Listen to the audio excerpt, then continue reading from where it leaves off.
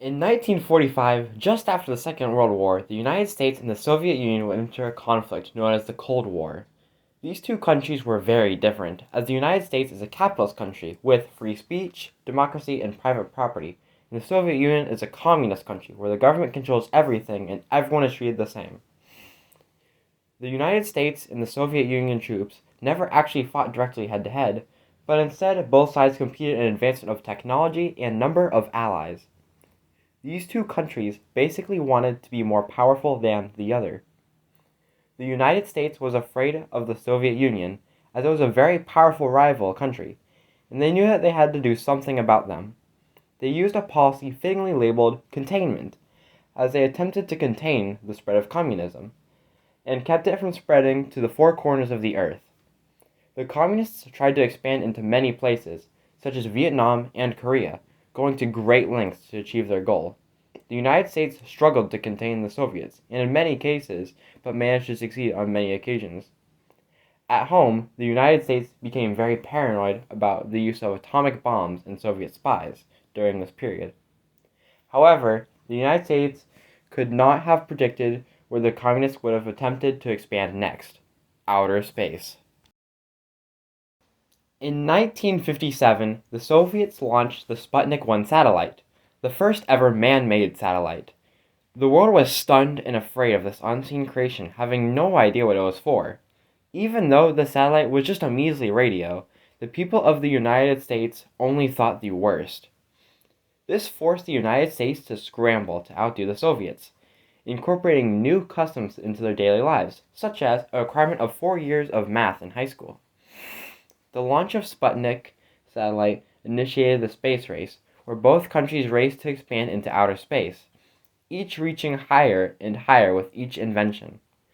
This caused rapid growth in the space field, and with that came many pros and cons. The United States and Soviets alike were trying to be as fast and efficient as possible, and not often, as soon they realized, would that be possible. In their scrambles, they made careless and fatal errors, causing many preventable deaths. However, among the rest, one tragedy is very notorious and well known in American history, and also stands out for its influence on the future of spacecraft. This tragedy is known as the Apollo 1 mission. On January 27, 1967, the Apollo 1 crew, comprised of Gus Grimson, Ed White, and Roger Chaffee, approached the Apollo 1 rocket. The Apollo 1 rocket was composed of a Space Launch System, or SLS, deemed Block 1, an early form of SLS that could send 27 metric tons all the way to the moon. It is later discovered that the Space Launch System Block 1 was a flawed design, so keep this in mind for later. From the start, the astronauts had bad feelings about the mission, as this Block 1 archetype contained awful software, terrible wiring, and atrocious valves. While testing if the command module was working normally, there was an electrical short within the wiring. An electrical short, in simpler terms, means that there was a wire somewhere in the system that overheated and broke. Needless to say, there shouldn't have been a case of this happening, as this could have been easily prevented by a few more tests. Wire shortages aren't exactly rare occurrences and should be easily prevented.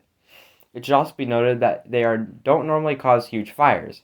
However, the insulation from the wires was damaged, causing the extreme electrical heat to immediately escape the wiring. The insulation for these wires was called Teflon. Teflon is used for many common things needing insulation from heat or electricity. We can find Teflon inside of non-stick cooking pots and pans, and it is also used for insulating the wire we commonly use today. However, Teflon is apparently not strong enough for space travel.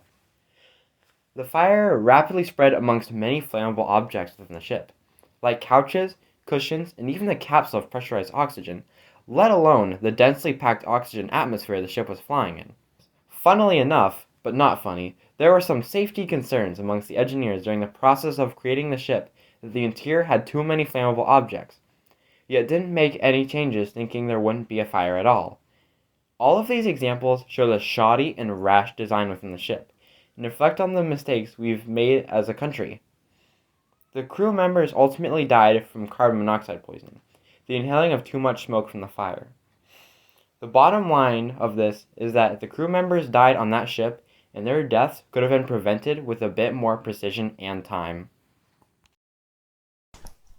Because of the Apollo 1 tragedy, NASA introduced many safety changes, many of which involved the speed at which fire could spread within the enclosed capsule. For starters, the flammability of the spacecraft's environment decreased significantly. The previously dangerous oxygen area was replaced with a mix of nitrogen and oxygen.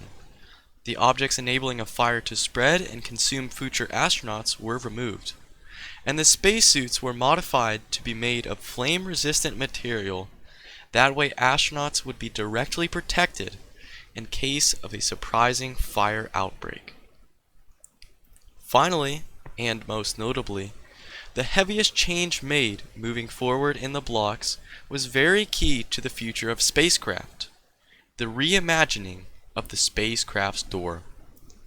To emphasize why this is important, the crew members of the Apollo 1 mission died because they could not open the escape hatch in time to exit the toxic fumes and deadly fire. No longer would a door be too tight to exit in a dire emergency.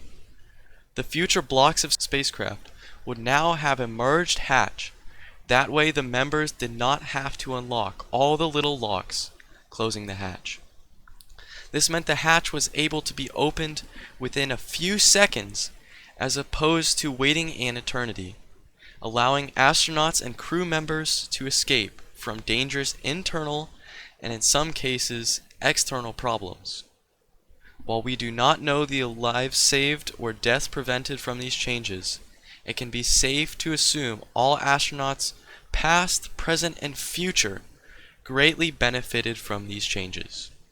And even those of us who remain on Earth, we too could be saved through these changes if mankind decides to migrate to above and beyond to the depths of the universe. Here's a quote from a NASA flight director named Gene Kranz. Spaceflight will never tolerate carelessness, incapacity, and neglect. Somewhere, however, we screwed up. It could have been in design, build, or test. Whatever it was, we should have caught it. We were too gung-ho about the schedule, and we locked out all of the problems we saw each day in our work. Every element of the program was in trouble, and so were we. The simulators were not working. Mission control was behind in virtually every area, and the flight and test procedures changed daily. A few years passed by, and in spite of their previous failures, NASA turned their attention to undertaking a major project: landing the first human on the moon.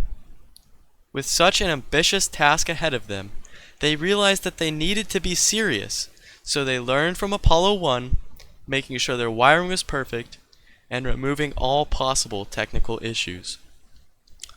Sure, the Sputnik was an impressive achievement of human capabilities, but placing a human on another landmass floating in space is unimaginable. One little miswiring or error in software could send the whole project into the ocean, causing a catastrophe. But scientists knew what they needed to fix, as the Apollo 1 demonstrated the many flaws NASA previously created. Gladly, the Apollo 11 mission was a success, and the improvements from its unfortunate predecessor were helpful in keeping the rocket in safe order. The moon landing marked a large victory for the United States, showing that from tragedy, success could arise, and gave hope for the future of space. This opened up many jobs as a short-term result, and largely exposed the promising future of space exploration. It is safe to say such an infamous event can influence the greater good of history as we know it.